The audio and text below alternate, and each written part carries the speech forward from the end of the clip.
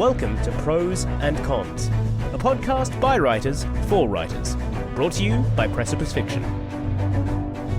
Precipice Fiction would like to acknowledge the people of the Eora and Durag nations as the original custodians and storytellers of the land this podcast was created on. Welcome to Prose and Cons. We are a podcast for emerging writers by emerging writers because sometimes we feel like prose and sometimes we feel like cons. For those watching the YouTube stream, you will notice that we have all changed because this is another day and all six of us are back again. And we are doing part 2 of the Mailbag episode. All our brains are fresh and not mushy at all. A quick round the table. I am Burnham, your host today. I am an award-winning screenwriter. I host writing workshops, and surely I do other things as well. Alex. Yes, I've published a collection of short stories. And then recently I was featured in the literary edition of The Big Issue. Hello, I'm Phoenix.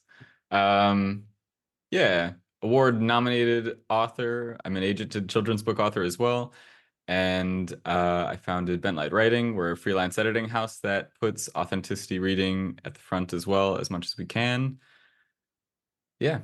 Giving a talk in San Diego in April.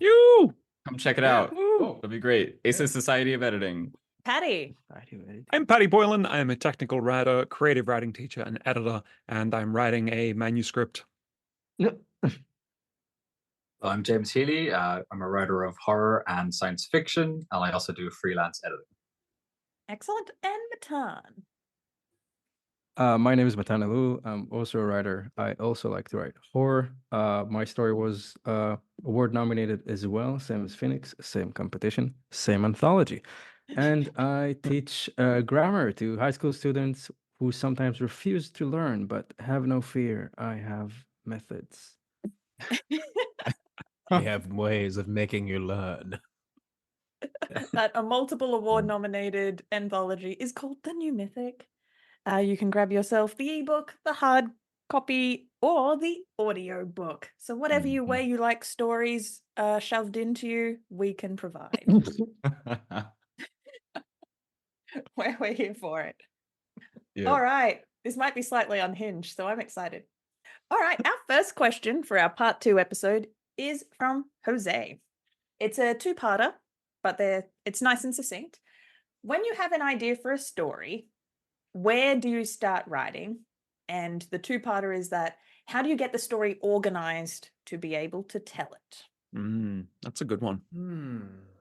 I start at the scene that interests me most. And I think that's what Stephen King does as well. As far as I know, he comes up with often like a single scene or a single idea. And you're like, how do I make a story out of that? I'll usually have the idea first, but I just start with the scene that I think is most engaging to get off to a good start and then write in either direction from that scene. That's what I find most interesting, and that's what gives me the most momentum.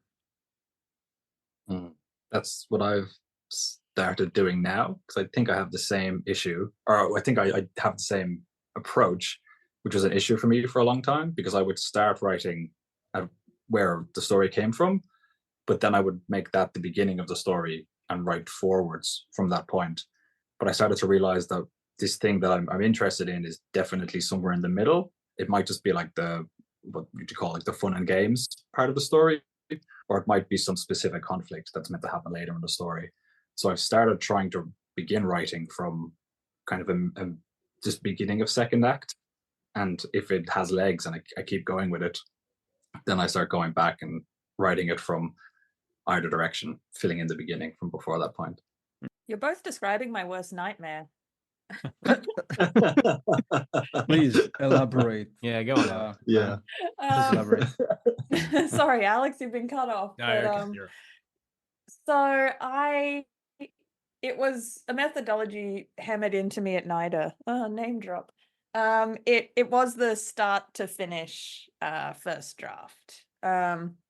So even if I have a really juicy scene that fascinates me, I'm making dot points of those And as a writer, I think I really do get a kick out of the mapping out the juicy scenes that have just come to me. And I'm like, well, how am I going to get from A to B to C? Like that really excites me. That's one of the key creative parts of the process I really like. So if I have a vague roadmap, even on that first draft, if I'm not plotting it too hard, I know I'm going to get there. It's almost like the carrot before the donkey. If I just push through this slog now of this gray area I'm figuring out on the page, I'm going to get to that moment. I know really well that super crystallized. I'm going to get there. It's going to be so much fun. So I do write start to finish. All my projects to varying degrees, I will map them out. It depends how much time I want to give a project. With my prose writing, I'm probably a bit more generous because I don't have any deadlines. I'm writing it just for myself. So I will let it be a vague, I'm wandering off into the trees, figuring it out on the page until I hit the core scenes I know that are coming. My screenplays, I usually always commissions. I'm writing for someone else. So the less time I'm spent figuring it out, the better. So it is faster if I just map it out, know all my scenes. So the actual writing bit is as fast as I can possibly make it. But even just the idea of writing a scene in the middle first breaks my brain. So kudos to both of you. But I feel like if I wrote towards it, I will have created all these butterfly effects. And then I'm like, well, then I have to redraft that scene in the middle anyway. Who's got time for that? Anyway, that's how my brain thinks of it. Well, I want to footnote what I said. Like, I do tend to start with the most interesting scene, but once I've written those big ones that I have ideas for, I do default to writing beginning to end. Yeah, I don't know. I just feel like starting with the thing that engages me the most is what's going to push me. But I think maybe I struggle with the momentum of writing more than some people, you know. Yeah, Well, I wanted to ask. Sorry, Alex, go on. because I know, Alex, you keep trying to jump in with your but I just really quickly before we move on. What I wanted to ask is, Ali, when you do get to those scenes that were the initial inspiration for the story, like then when you get them, are they as satisfying and are they as much fun to write as you expect them to be? And do they play out the way you'd expect them to be? And is that because you set it up? Yes, they are Okay. as satisfying, but no, they may have changed. Right, okay. And I embrace that change as a good thing because I feel like if I had written it first, they would have been puppets. I wouldn't have known that as well as I could have if I had just written it first. But because I've almost given myself this whole lead in, I now know them really well and fully by the time I get to the exciting scene. And I'm like, oh, I'm actually working with meaty, juicy characters I've lived with now for a couple of weeks. So I almost find that more satisfying rather than I don't want to play with the stick figure version of my exciting scene. The lead in time will make it, more whole by the time I get to it. It's okay. Yeah. I think one of the things that I found that I like. Sorry, Alex. No, you're okay. It's all right. This is a me thing. I'm sure. I'm just like, no, go on, and then I'll cut you off definitively. the last thing I have to say. You're real good. And I don't know if it's the same with Paddy and your approach, but when I write it that way, if I jump into that scene that interests me, it either works or it doesn't, and half of the time like it just doesn't work and then I'm not interested in it. It's when the scene works that I'm like, okay, now I think this has some potential and these characters are interesting enough for me to spend a bit more time with them. Or the other one is just like, oh, that was a cool idea, but it just can't go anywhere. Like it's almost like you're testing ground. Yeah. I relate much more to what one thing I'll do is I'm just kidding.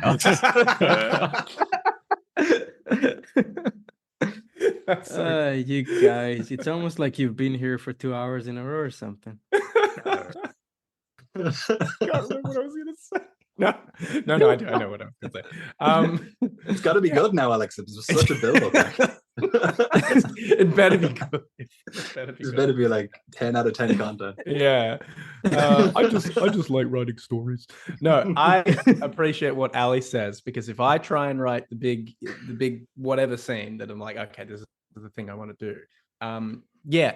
It just won't stand up if I don't have the characters. Like, for example, the the story, the lame horse story that I was telling you I had to take behind the shed. Oh God. Sorry, it's just such a good metaphor, Matan. It's just You're very welcome. visceral. Anyway, I already regret it. Yeah. that one. That's a reference to a different episode. Yeah, yeah, it's just a kind of. I can't remember. That was like a week ago. What was it? I can't remember exactly what it was, but it's in the back of my brain somewhere. Anyway, that one, the big problem was it wasn't that there was like the concept was not good or whatever like that. It's just the characters were kind of not fleshed out. And so like I wrote this whole thing and I did write it start to finish, but because the characters weren't there, like, and they didn't have really strong I think that was the main thing. They didn't have very strong motivations, neither of the characters.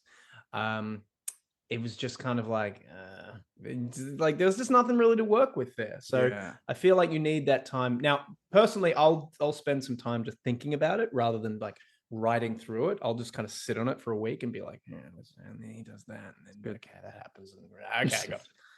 With the mumbling? Okay. Oh yeah. No, I'm walking around the street just like horses. Yeah, so I need to sit with it and just make sure it's fully fleshed out before I start doing it. Then I will do it from beginning to end. I don't think I could jump right into it because of actually the reason that Ali said. I hadn't really considered it. Fair enough. Yeah, you need to. Longer the runway, the bigger the takeoff or something. Right.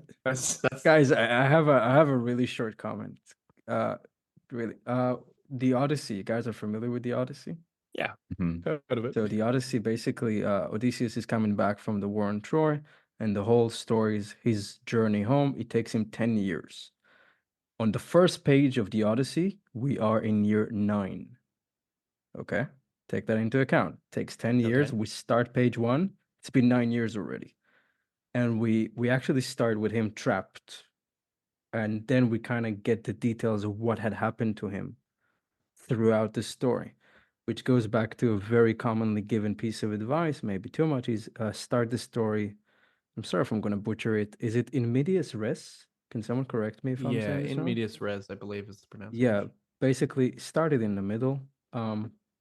That's it. That's my count. It has worked for years, not for everyone, but there are merits to this advice.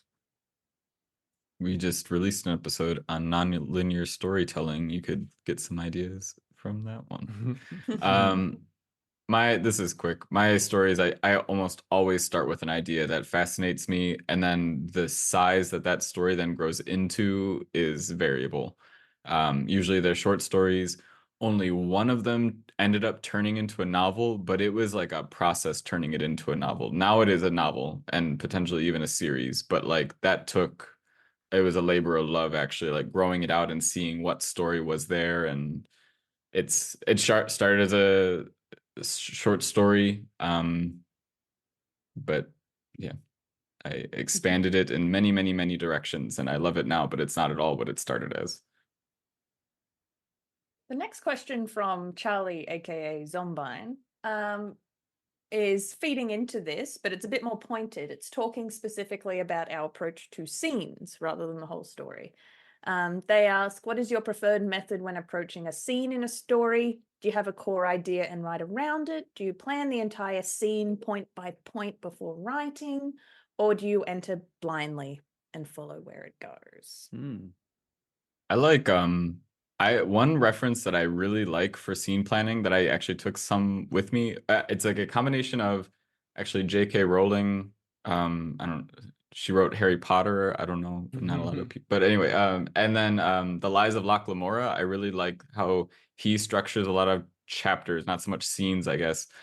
But I take reference from them. I'll just focus on J.K. Rowling. I like that with a lot of her chapters. Usually the title of the chapter is like the main core plot moving thing that is the focus of that chapter. So the thing of significance that chapter is going to bring to the plot as a whole is usually related to the title. But that thing that the title is related to usually happens at the end of the chapter, or pretty near the end of the chapter, or it might take you half a chapter to get to that actually kicking off.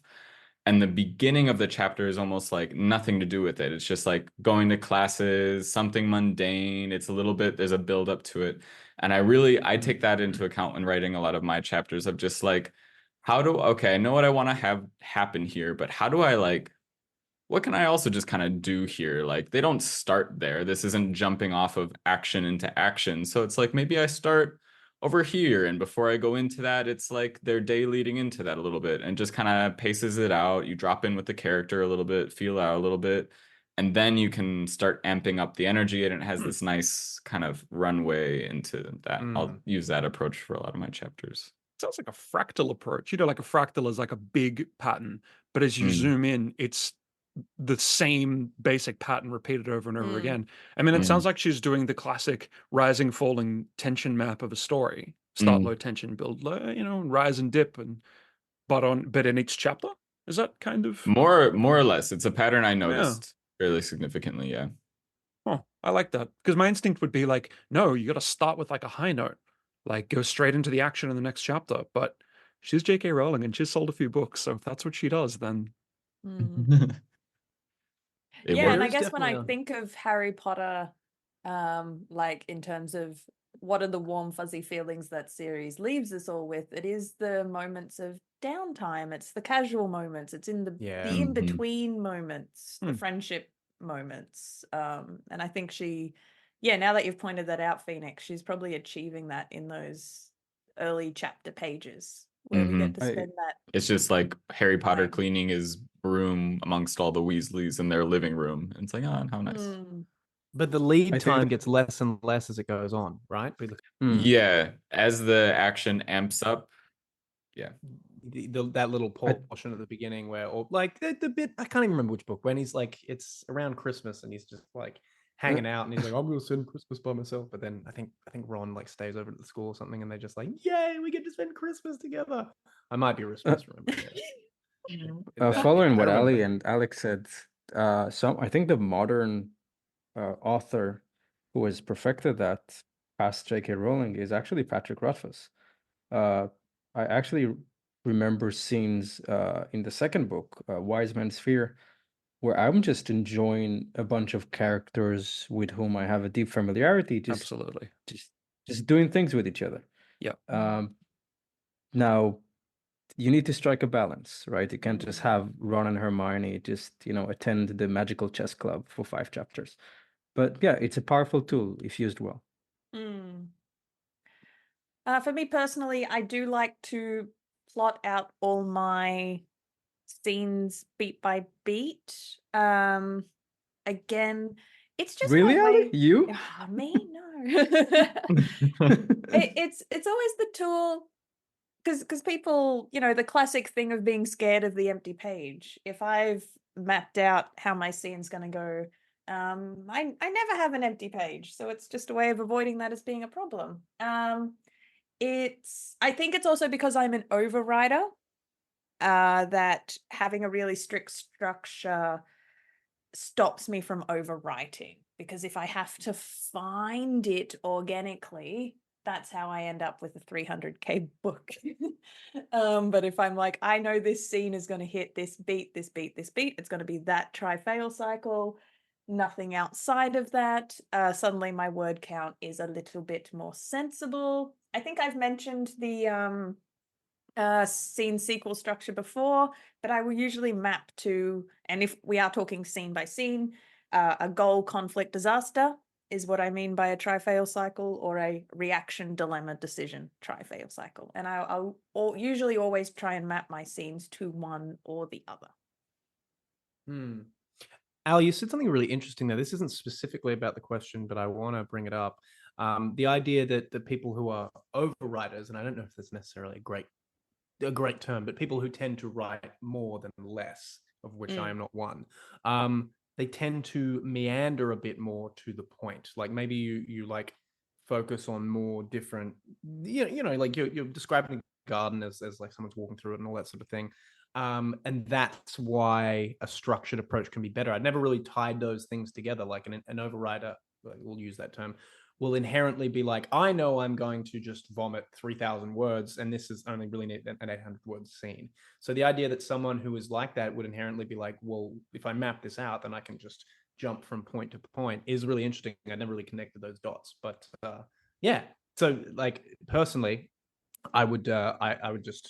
I tend to get to the goal of the scene pretty quickly. I'm pretty good at that. So I would just have the white space and kind of just write it up, and it'll either work out or it won't, or at least there'll be something there that I can work from, and then I can be like, right, good, that's fine, that's done, and then I can either choose to. Sorry, there's a plane in the background. I don't know if that's coming through. I can choose to, reinterpret that, or I can just go like, okay, that's good enough. I'm going to move on, and then I'll come back to that in editing. Yeah. Does anyone else have an approach to their scene? I'm very similar to you, Ali, but like, if we were Digimons, you would be like the ultimate form, and I would be the rookie form. Like, you're the one with the machine gun instead of an arm, and I'm the cute little dinosaur. Like, I do all the stuff you do, but to a lesser extent. Beautiful. Was that a weird?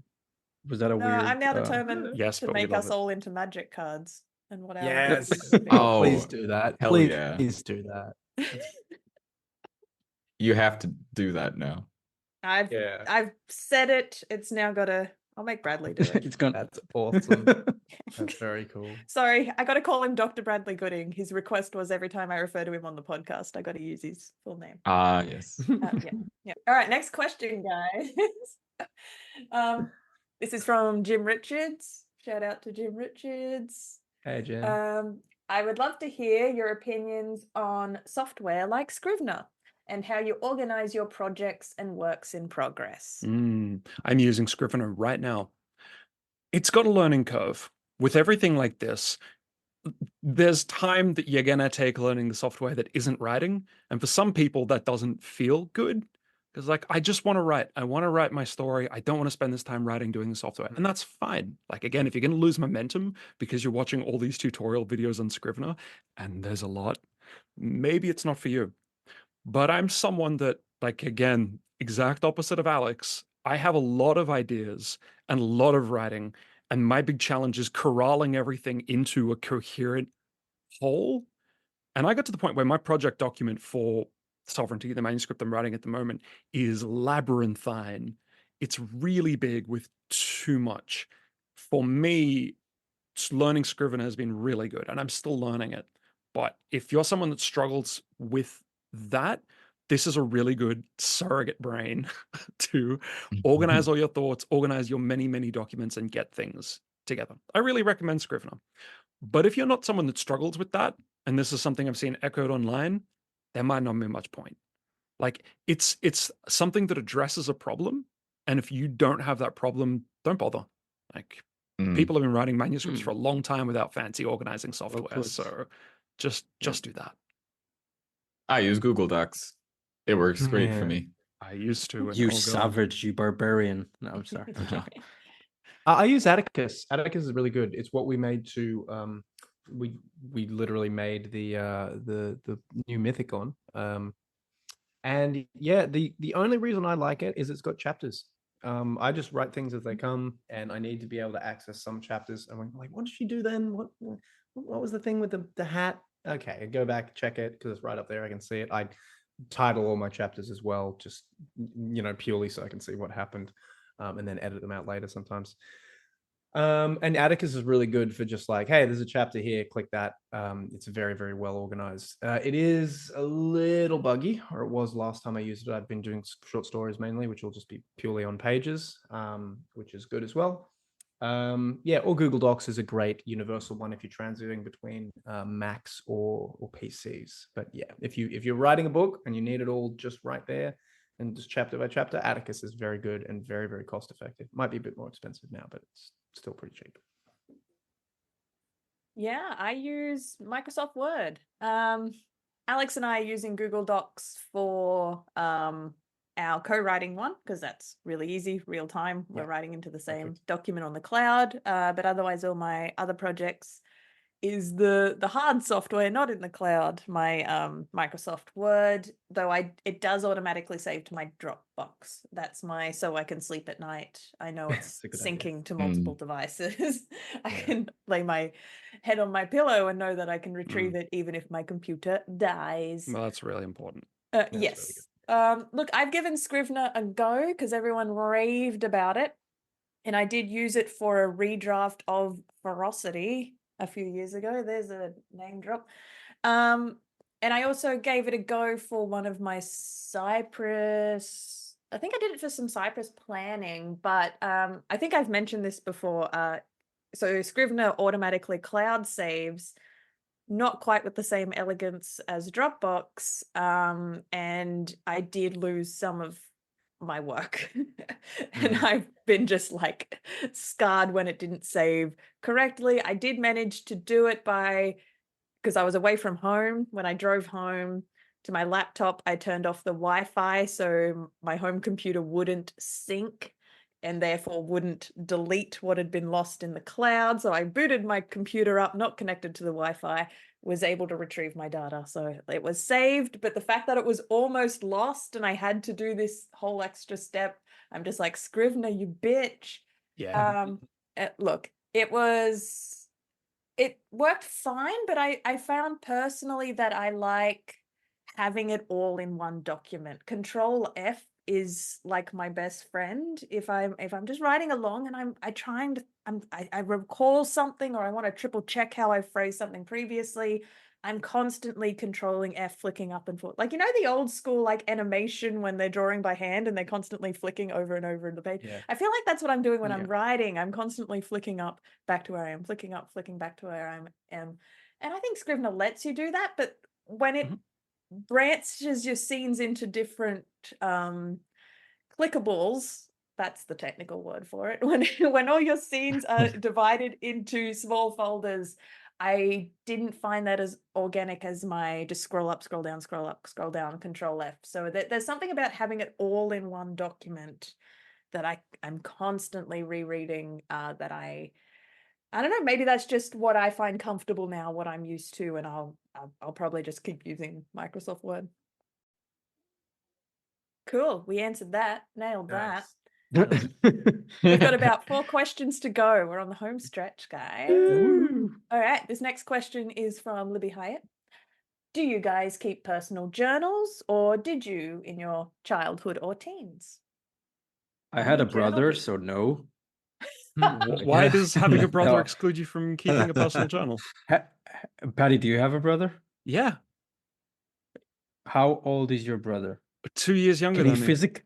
Can he physically overpower you and access your journal? Yeah, he just wouldn't.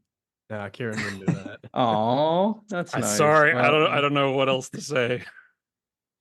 No, jokes aside, my brother is great. I love you, Jonathan. I know you would never look at my stuff without But stop my reading permission. Matan's journal. Again. Matan's brother. Yeah, That is Matan's not brother. cool behavior. Stop overpowering Matan and getting Yeah, at his He's a journal. man now.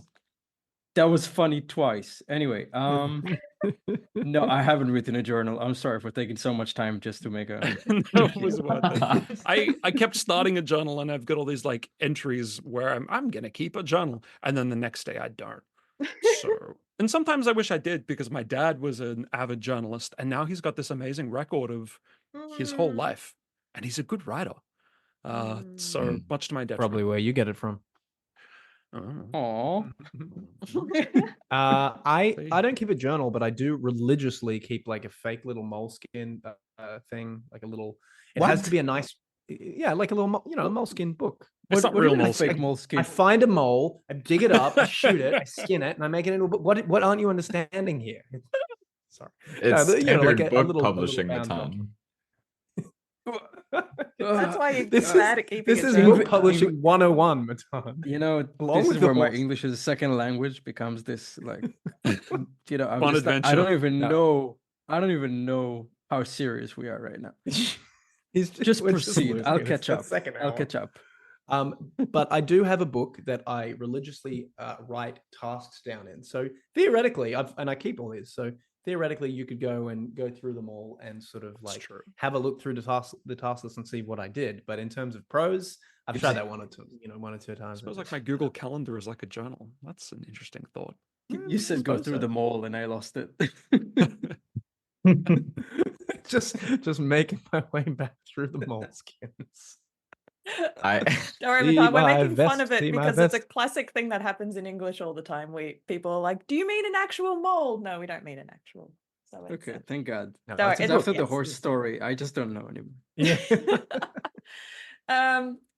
Yeah, no, I never kept a journal either. Because spoiler alert, I was too much of a perfectionist. I kept trying, and then I'm No. like, no, I need to redraft my journal entry so That's it's so perfect. funny. And then Oh, that's so it was funny. like I was getting in my own way, and then I'm like, this, if I was, and yeah, for some reason I was picturing it like I had to start my memoir, and I'm like, every entry is going to be like a chapter. Anyway, I made the task too big in my head every time I tried to write it, Oh. and it wasn't the true You- spirit of journaling. I'm like, no, this needs to be the like tight Spirit. prose that someone will read one day. And yes, Ali was too much of a perfectionist to ever keep shit Oh. words recorded in a journal on a day-to-day. But similar to what you're saying, Paddy, like even they published Alan Rickman's journal, and it's just Oh, a shit. gem. Like, what a Yeah. gift to humanity. He's probably Yeah. rolling in his grave that I'd this love to was read that. published after his death without his permission. Yeah, that's a pretty Yeah. hideous prospect. Just to It be is. honest, that's a good reason But not to it keep is a journal. also wonderful. You're like, look at all these witty observations, and that you Aw. can just track his whole life. And I'm like, that's actually, it's almost better than a memoir. Just all these small entries, and so I kind of wish I had or should be doing, because they are a great thing. But again, I would probably overthink the project. I'm just imagining Ali changing her whole day's plans just to fit the arc of her journal. Like, I can't Yep. do this. It doesn't, no tension building here. I have to, Yeah, no, I have to get in a exactly. fight today. Today I'm getting in a Yes. fight. You're like, Getting into oh, arguments Day is so that you Shonen hit a Day. Oh beat. no! I have to fight 20 bad guys. I'm only up to 18. What were you gonna say, Paddy? Nah, it's nothing. Nothing Hey, no, worth you said revisiting. he's good for historical record. Okay, well, you know, yeah, I mean, look, this is getting a little obtruse, but it's really good for historians. Historians can make a lot of use for journals. So if you keep a physical journal, you know, you're contributing to the body of human knowledge. Because everything online is going to be lost. Look, this is really obtruse. I don't even want to. Let's move on. What do you mean everything online is going to be lost? Can you what do you why Facebook would you ain't say keeping that? physical records, and what happens when they need more space on their server? Like, I thought this was like an apocalyptic reference or something. it is in You know, terms said of the everything on information that's land. going to be kept of the 20th century. This is really off topic. I keep a journal, and you know, kids, I used to keep a journal. I keep a journal. I don't religiously. I always have one, and I'm only just now recent. I broke James.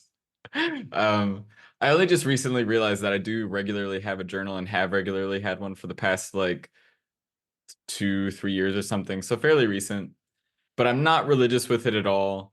I have filled up like 2 or 3 books now, which feels pretty cool, but it's just like Wow. whenever I get some of it's like not strict at all. It's like some of it's notes for a story I'm writing, some of it's my day, some of it's I have some maps for my world and some of for one of my books in one of them. And then it also is a journaling tool for when I do get the call of like I want to process my thoughts or regurgitate something or something like that. I find it very helpful. It's also very good freeing. for you. Yeah, oh, it's so therapeutic. I also find it very therapeutic from you know, when I'm editing, I'm very strict to the comma. Like it needs to be very rigid and stuff like that. When I'm writing my own work, like less so because I know like whatever draft one, I'll come back. It's really freeing to have a space where I'm like, you know what? Fuck it. Like I'm not gonna pay that much attention. I'm just gonna let the words out. Like I'm not gonna really like hold myself to a standard here. And it's really nice to have that because otherwise the words can get stuck up a little bit and sticky. Oh yeah, I absolutely have work book like right in front of me as I'm keeping notes as Yeah. we're writing. So I have plenty of. I probably fill one of these a year. I do like the little ritual of going shopping for this will be this year's notebook. And I fill it. It's just always to do with work stuff. It's just no that I keep the personal out of it. I do find that the poets I know are the ones who keep journals, and that makes sense for you, Phoenix, being our resident poet. But the one who's the writers who are more likely to keep their journals for express it. Like I have a thought, I'm just going to get my thought down, I've got to process the thought. That seems to be a poet thing, just to paint all poets with the same brush and long form writers with a different brush. But I have noticed that. Can I say, I feel like just before we go on very quickly, I feel like the ritual of buying the workbook book is really important, because if I know that if I buy like just a little 5-cent one at 5 cents, okay, let's $2.50 at in the year at 1805 for my I'll 5 just cents. yeah, exactly. 9.99, 95, and 5 cents. I just know that I will not value it enough to keep it around and have to want to know where, and then I'll be like, oh, which one book was I writing in? Whereas if I buy a nice expensive one, or at least one that looks nice, I know that I'll be like, oh, this is the book that I do, and then I actually feel like it's almost like losing my phone or something if I don't have it. I'm like, oh, I need to write my task list for the day. So it is valuable, I think. Yeah. All right. Final 3 questions. I will say we did get a wonderful question in from Almitra, if I'm saying that right, but it's almost a heavy enough question to be its own podcast on its own. So I'm going to thank Almitra for sending in her question, but I'm going to leave that one to the side. Our final 3 are courtesy of Phoenix's mum. So thank you for sending in the final 3 questions. Phoenix's mum wants to know, what are we working on now? Can we tell? Well, if anyone's under an NDA. Yeah, you can we tell. allowed? You're allowed to What tell. Are we allowed?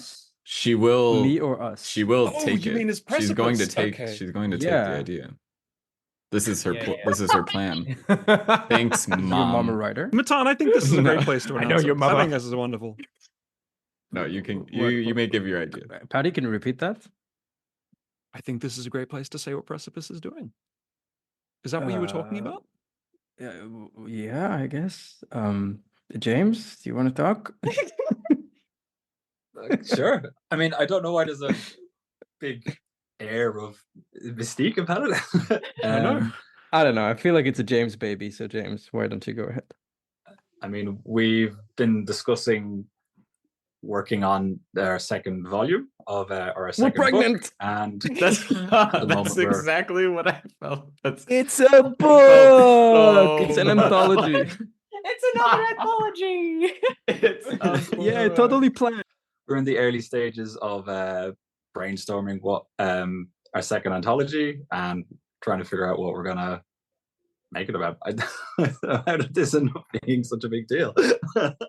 Yeah, we're compiling ideas to be able to put stuff together, and yeah, it's going to be another anthology, and we are putting it around a theme this time. We haven't really decided what the theme is, but we've got some things in the works, and yeah, it's going to be a little bit more cohesive, I think.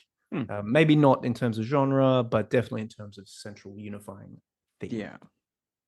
Individually, did we want to do a quick round robin of what you're currently working on? Yeah. Phoenix. Oh, okay. Well, Mom, I'm I am working. I'm currently shepherding a few short stories at the same time, but I don't have much time for that right now. And then I have a novel going on in the background. I've nearly polished up part 1 of that, which feels really good. That's landing in a spot that feels like I'm gonna start querying with part 1 here soon, but I need to it's cruising along nicely. In about a month I should have a good solid like part 1, act 1. The roots are laid. That one is without a name so far, but it's great.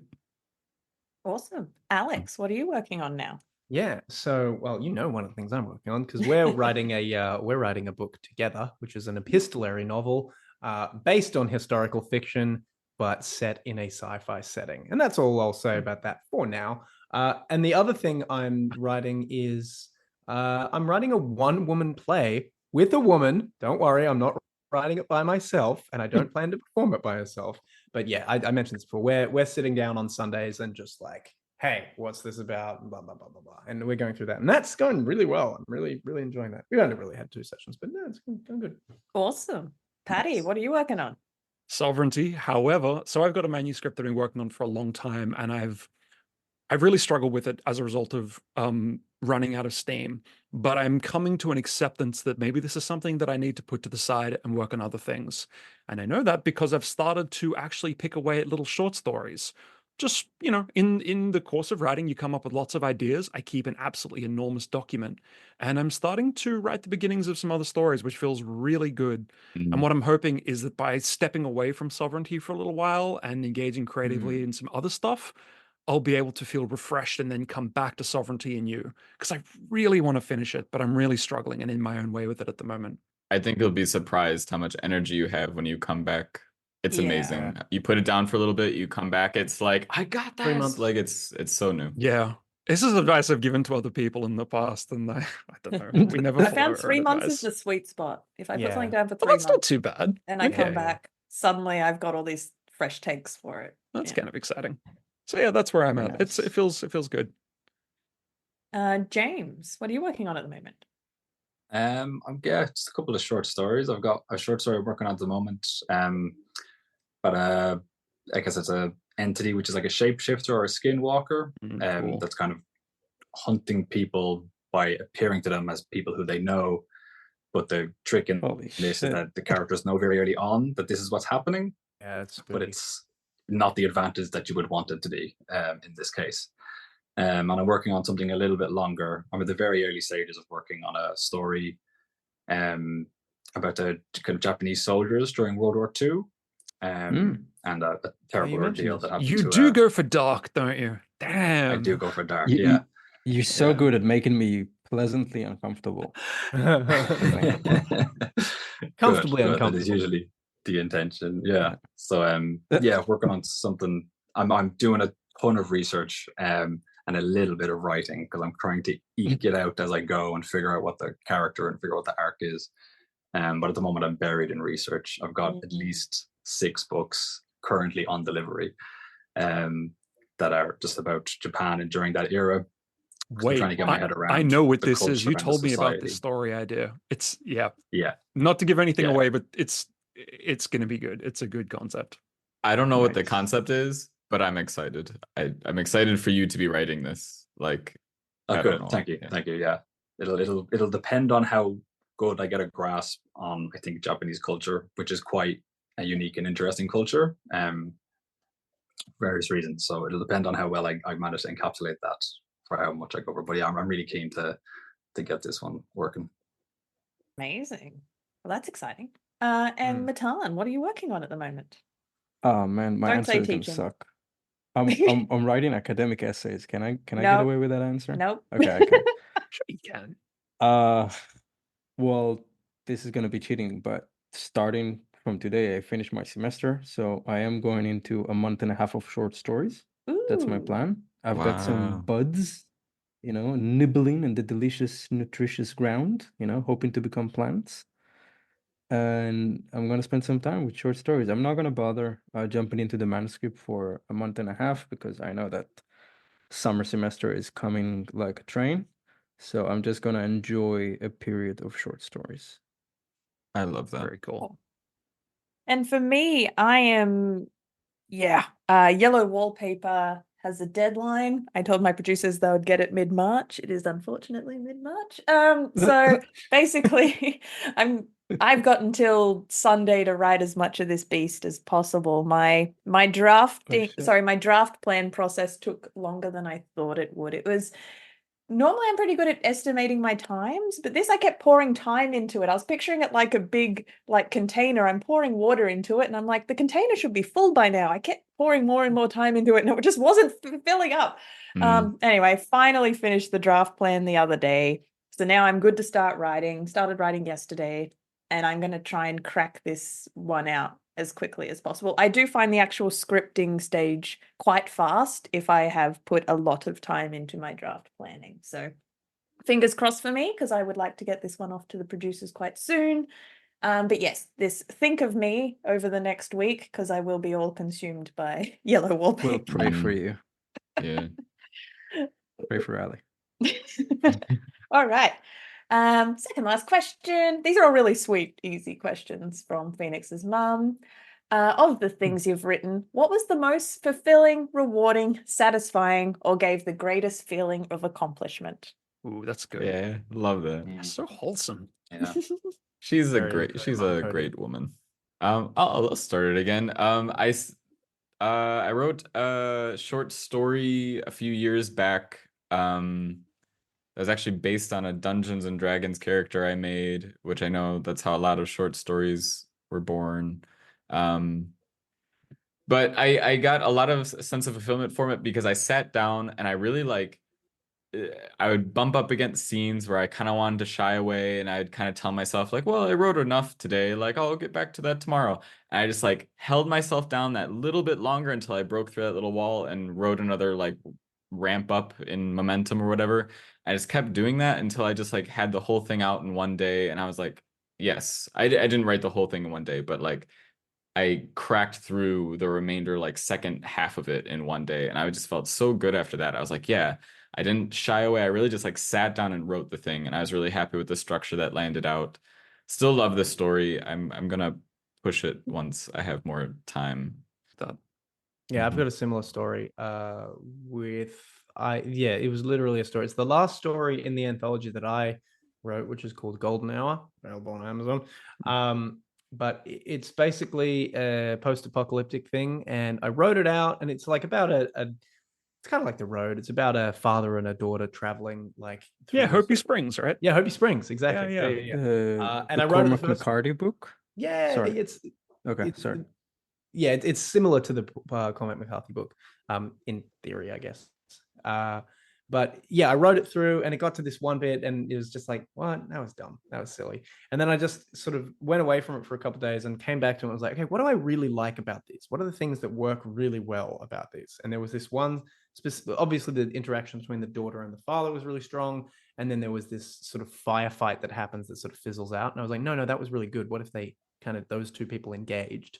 And then that led me down this route that was very, the story is really bleak. It's very, very bleak. You can interpret it as hopeful. I do, but you could very much interpret it as like really dark. And that was very satisfying to bring together. It's very short. It's only about 2,000 words, maybe 2,500. But that was like, this is a good story. Like I made a good story. I'm really happy with this. So that would be mine, I think. Nice.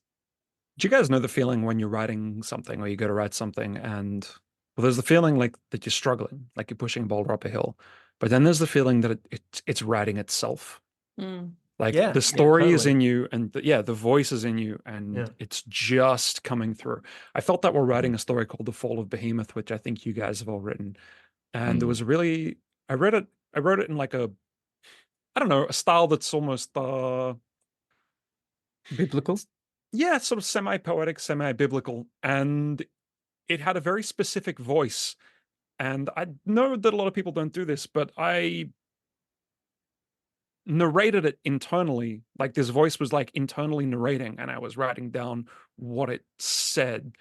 I don't know what got me in that space for it, but it was a really different, really satisfying experience. It was the most interesting writing experience I've had. I wrote that story over a really short time period. Yeah. Don't know how to articulate this, but if you know what I'm talking about, you know what I'm talking about. Yeah, absolutely. I mean, my answer is going to be very similar to Paddy. Sometimes writing feels like you're Sisyphus pushing the boulder up the hill, which can be satisfying in a different way, because sometimes the feeling of like, ooh, I got over this particular hump. That's also satisfying. For me, it was a story called Our House. Which similar to what Alex said, how he sometimes sits on a story. I actually sat on that one for a while. Like I remember just thinking about it while walking to work for a few days. I guess that was just like on the morning on the way, I would think about it. On the way home, I would think about it. And it kind of really galvanized in my head. And when it came time to write it, it really kind of poured out pretty easily, like a very easy birth. And it also ended up being the first story. Yeah, sorry about all the birth. Anyway, in the story, it was actually the first story that got recognition. I actually managed to sell that story to a magazine, and that really kind of confirmed. Thanks. It really confirmed my belief that like I can actually tell when this is going well, which was really important for my confidence as a writer, because sometimes like you think, am I really a good judge of my own stories? And that one felt well coming out, and it got like the stamp later. So that's something I really felt fulfilled after finishing? I've been working on a story for a while called Bring Bardo, which has like quite a heavy focus on care of the sick and kind of end of life care and some spirituality and different attitudes towards end of life care and end of life in general. And like Matan and Paddy were saying, that's a story that's really felt like it's sort of just when it starts to flow, it just starts to flow very freely. So that's a story that's been really, it felt really good to come back to that again and again and work on it. So yeah, I'd say that's probably the one for me. Yeah, I probably have two answers, but I'll keep it short. Just because I was having trouble splitting hairs. Professionally, the most fulfilling thing I've done is Unsound, just because that project was such a trial by fire, and I had to learn things very quickly. I had to skill up very quickly. I had to learn to galvanize myself and be so sure of what I was doing, because I was put into a lot of positions where I had to argue for why I was doing things. So that it was just, a very steep learning curve.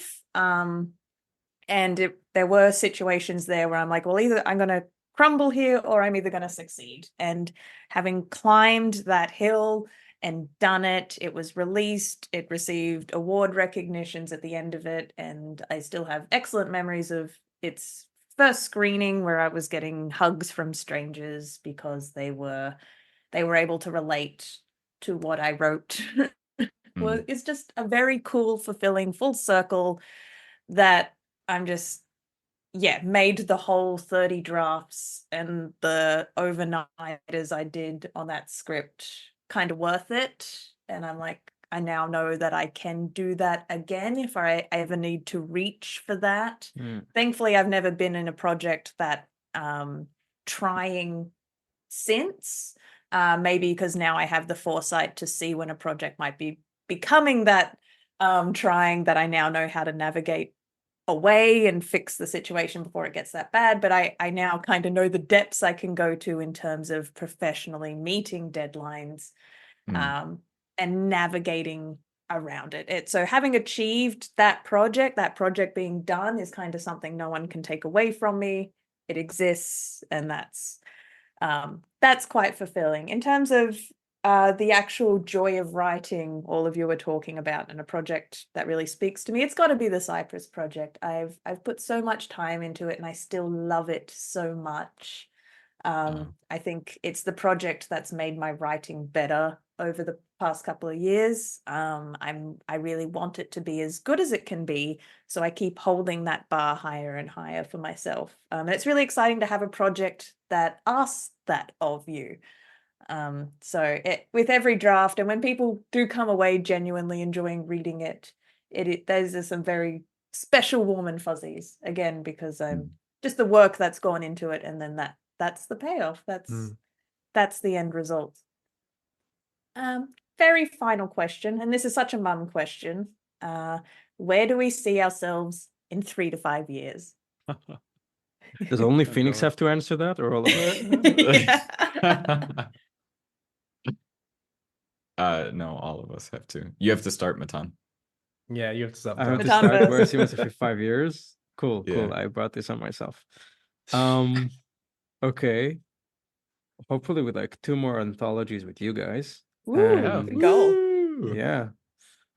I feel very confident about my ability to finish the manuscript I'm working on.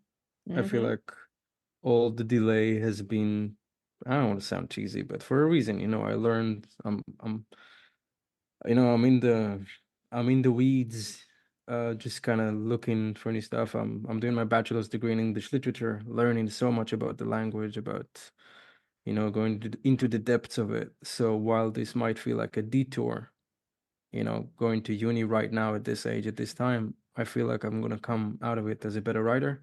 And sometimes I feel like I'm frothing at the mouth to just sit down and write. And it's coming.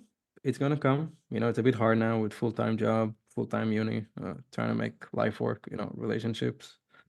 But yeah, 3 to 5 years, hopefully a master degree in hand, and weekends to write, among other things. James, I'll throw it to you. Oh God. Yeah, I'm not sure. Things are a bit in flux for me at the moment. I'm living a rather nomadic life, kind of moving around Ireland at the moment, and trying to find, I guess, the time to write. I kind of only have so much time to write in between everything else that's going on. So I'm kind of working on smaller projects, but with the intention of getting bigger and bigger and bigger as I'm figuring out more and more. So I've put the idea of writing a novel probably ahead to maybe 18 months from now. The next story I want to write is 40k, then I want to do 60k, then I'll try for the 80k. So yeah, probably the same as Matan. I'll probably end up going back to college, and I need to, going back to college and deciding where I want to live and who I want to be. I'm in a bit of a transition period at the moment, so a lot of change going on. Amazing. Alex. Yeah, it'd be great to get a novel out in the next 3 to 5 years. That would be fantastic. I just, for various reasons, a lot of my writing momentum, which can be significant at times, has really ground to a halt. So I need to sort of pick that baton back up and start back on some short stories. I think that's where I'm going.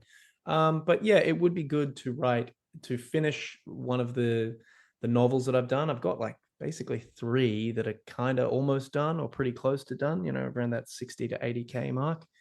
So getting one of those finished to be really, really satisfying. Yeah, I think that's a good answer. Amazing. Paddy.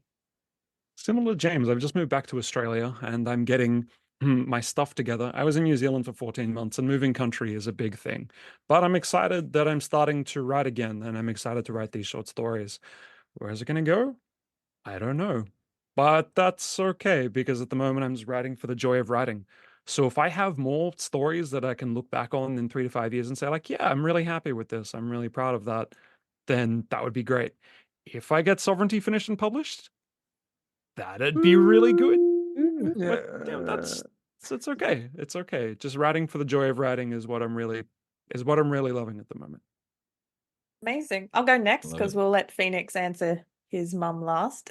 Oh, snap. got real. Okay. Yeah, no, I love Matan's suggestion of 2 Precipice anthologies in that time. Done, locked in. Hell or high water, I'll get the first Cypress book published one way or another. It'll be out there and in your feckin' hands. It'll be nice if yellow wallpaper. Like, who knows with movies? It takes a miracle for a movie to come together. Just so much money needs to come together for it to work. The script will be done, but the next 12 months will be the test whether or not this one's gonna get the green light for funding and happen. So in a perfect world, I imagine that does happen, and that's fantastic. And I'll probably be working on if Cypress is published, I'll be working on the next Cypress books, won't I? So that's the next 5 years will probably be like more of the same, but moving along. More troubles. Like every time someone writes a sequel, I'm thinking, oh, these characters, they're just gonna suffer more. Yeah, more suffering. Absolutely. More pain. Yeah. And finishing with Phoenix. Make your mum proud, Phoenix. Oh man.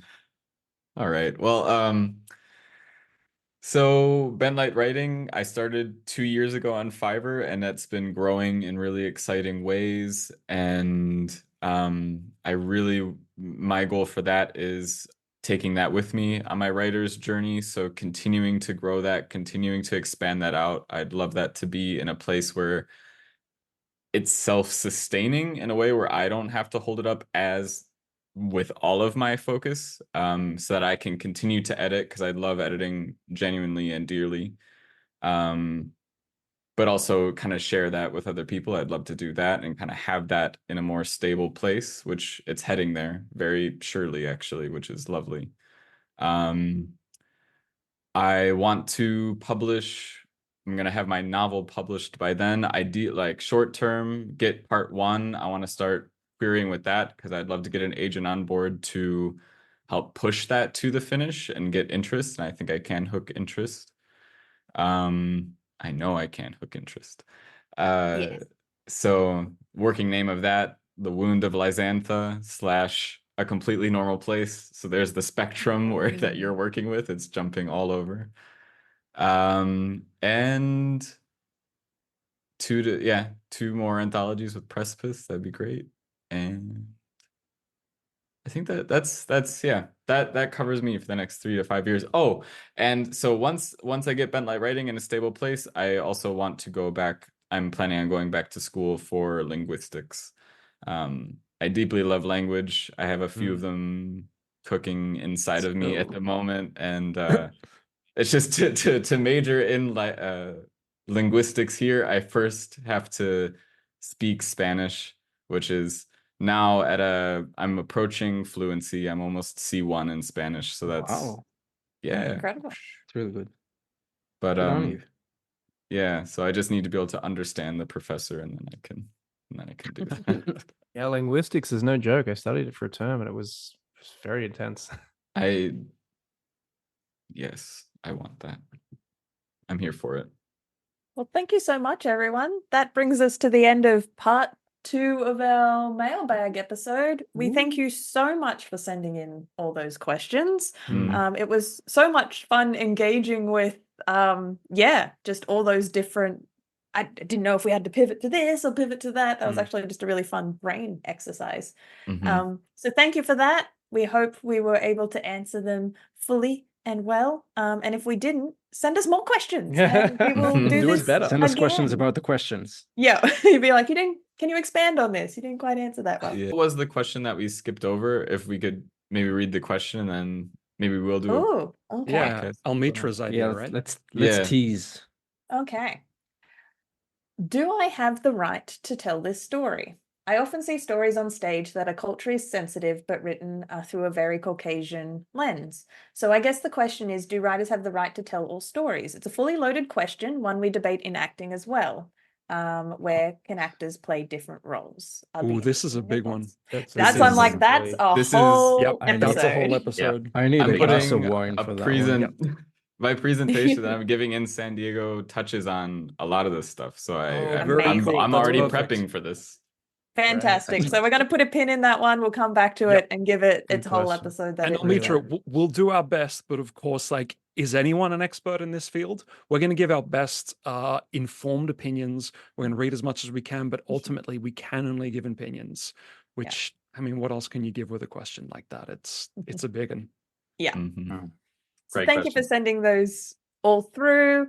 If you like this podcast, please give it a review on whatever podcasty platform you listen to podcasts on. Nailing it. Please check out the new Mythic, our first anthology. Get your ebook, your hard copy, or the audio book, which is now live. Yeah. It's amazing. Not just saying that.